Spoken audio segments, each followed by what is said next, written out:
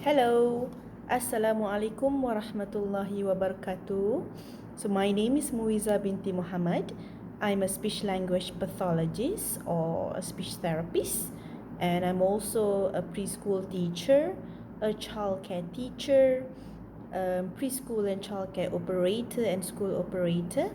So today we're going to learn about and we're going to talk about the topics of quality of educational environment for young children.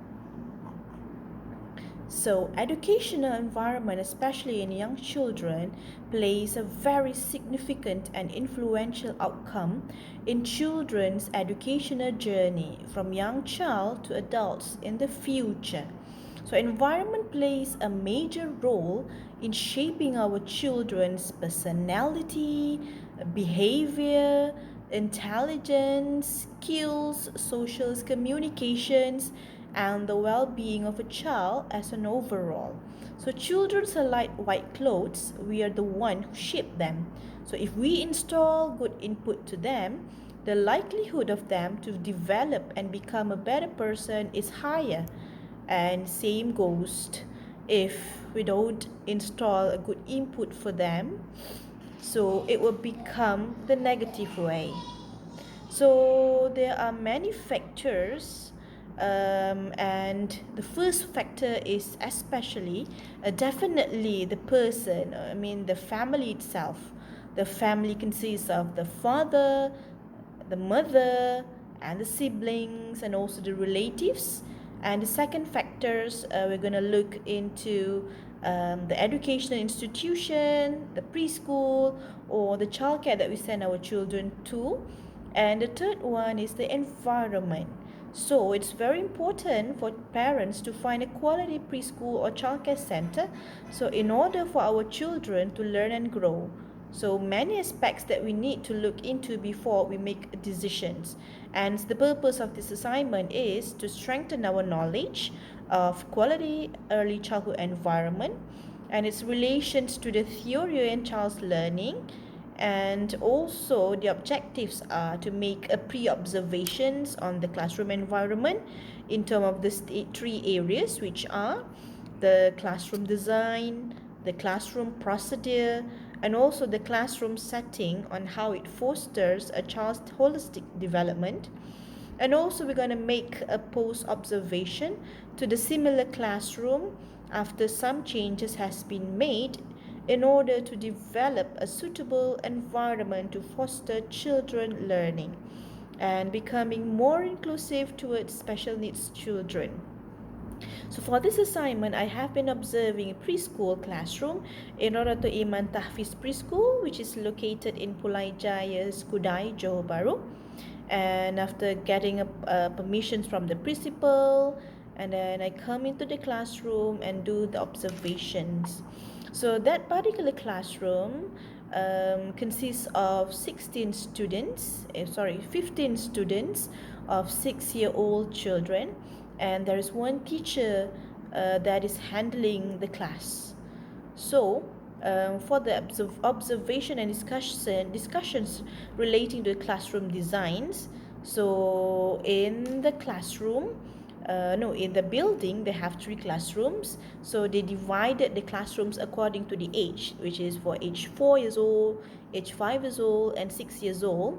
And there's also another room for the interactive room. So for the 6 years old classroom, the size of the classroom is, I think, quite spacious. So it's just comfortable enough for 15 students capacity. So the wall is painted with bright lime green color on top, and the bottom part with grey color. So I feel that the color is very cheerful and captivating children's emotions and feeling. So there's a warm and inviting feeling once I enter the classroom. So I think it's a good, the color also plays important aspects. For example, usually kids, they like to touch around the wall. So when the classroom is painted with a dark gray color at the bottom part, so there is not much dirty that we can see over there. So there's a whiteboard hanging in the classroom, which is level at the children's eye level. So the size of the whiteboard is big enough for teacher to draw and write, and it's within the children's eye level, so they don't have to tilt their head when looking at the board. And there's also rows of shelves hang on top of the whiteboard for teachers to place the books, toys, materials for that class. So this is good in terms of students will not be easily access or disturb or take the items without the teacher's permission and guide. And this, at the same time, the children are encouraged to request for things and help in making choices, in which it also helps on their language and communication skills. So there's also individual rack for children to place their bags, their bottles, their blanket and other belongings with the name of the children and their picture on it. So it's easier for them to find their own items.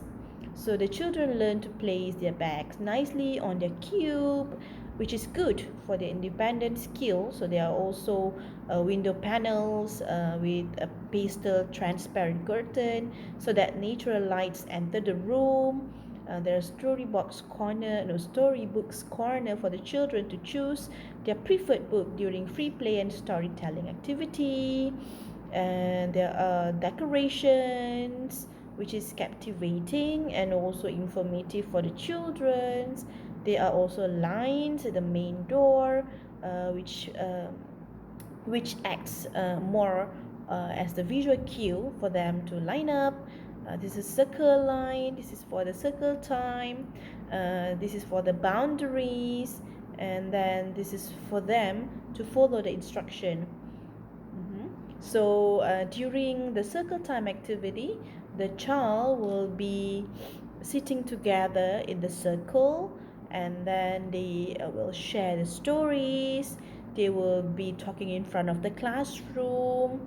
So they learn new themes, topics, singing, physical movement, and many more. So thus all this design definitely captive the young learner to enjoy the session with the teacher, thus fostering holistic development. And let's look at the classroom procedure. So for the classroom, I can see that the classroom they have an experienced teacher. So this particular teacher has been teaching more than 5 years. She has gone for trainings and a few workshops on child's development, and also how to handle kids and all the activities. So what the teachers do is there is a visual board where there is a few symbols on the board. They have the shaking hands symbols, they have the high five symbols, they have the smiling symbols, they have the hug symbols. So when the child enters the classroom, they will pick up which one that they want to do, which one they prefer, okay, and then the teacher will respond to their requests. So, and also the teacher will band the position so that the children are at the eye level, at the same level. So before starting the class, the teacher asks the children to recite the morning prayer, because this is an Islamic preschool. So they recite the dua for learning, and then she also start the class with simple storytellings about manners, and also the give choices for the kids to choose the books. And the teacher also encourages the children to raise their hands whenever they want to ask questions or give commands, wait, take turns in sharing ideas. So the teacher also uses more open-ended questions to elicit response from the students for them to elaborate and more and to think. So this is also considered a called speech language stimulation activities. So the teacher repeats and expand the children's sentences for them to learn new vocabulary and sentence structure. For example, when the children say a ball, so the teacher will expand it by saying, yes, that's a big ball. That's a big brown ball on the grass. The teacher also praises the children for giving answer. That's right. That's a correct guessing. Oh, you did it. The teacher also used different facial expressions. and laughing and also making a shocking facial emotions that attracts the child to look at the teacher using the mother's intonations and also create an interactive and responsive atmosphere. So the session is more towards child learning and also some teacher directed learning, so that there is a balance in the way the teacher deals with the children. Children can have fun, but with a guided rule for them to follow.